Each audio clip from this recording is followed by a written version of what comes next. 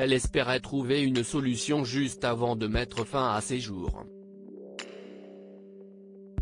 Hélas, la plainte de Mavachou est partie le jour de sa mort, annoncée par la famille le 22 décembre 2021. Dans ses papiers, la jeune youtubeuse de 32 ans demandait à déposer une plainte pour harcèlement moral et provocation au suicide contre son ex-mari, Adrien Gzadjkzinski, alias Adrien Vlog et Blabla, ainsi que contre X. S'il a affirmé qu'il n'était en rien responsable du suicide de son ex, le jeune homme est tout de même au cœur de l'enquête qui a été ouverte. La justice tente de savoir s'il a, oui ou non, poussé Maëva Froissart, de son vrai nom, à commettre un geste fatal. Interrogé par le journal Le Parisien, Romain, l'ultime compagnon de Mavachou, semble avoir une sérieuse dent contre Adrien Gzadjkzinski. Elle m'avait expliqué que son ex-mari utilisait ses vidéos et ses réseaux pour lui lancer des piques que reprenaient en boucle ses partisans, raconte-t-il. Elle souffrait de ces attaques régulières.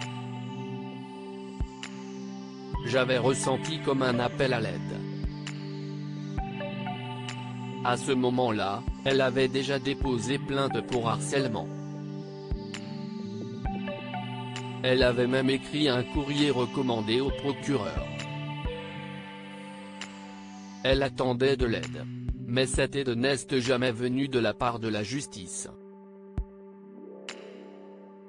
On a prétendu que Maëva était une mère maltraitante depuis des mois, Mavachou était au cœur d'une vague de cyberharcèlement.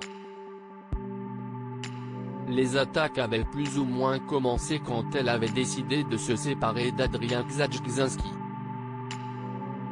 Apparue dans l'émission On a échangé nos mamans en 2018, elle était notamment pointée du doigt pour l'éducation qu'elle offrait à ses 4 enfants.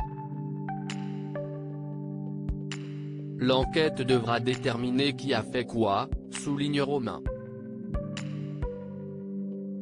Mais quand son ex-mari a commencé à sous-entendre qu'il aurait pu y avoir des violences sous notre toit, au début de l'année dernière, ça a pris une ampleur énorme.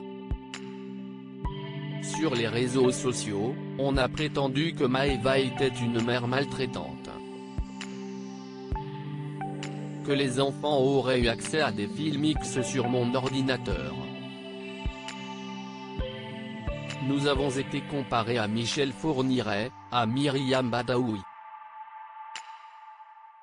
Si est-il là que j'ai commencé à avoir peur.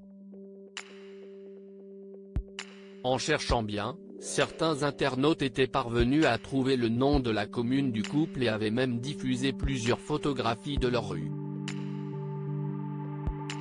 De son côté, Adrien Gzadjkzinski a toujours affirmé n'être en rien responsable du suicide de Mavachou et refuse d'être accusé de cyberharcèlement, il assure même en être lui-même victime.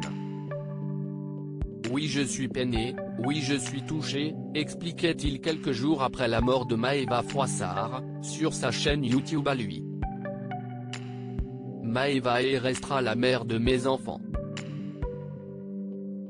Adrien Gzadjkzinski reste présumé innocent des faits qui lui sont reprochés jusqu'au jugement définitif de cette affaire.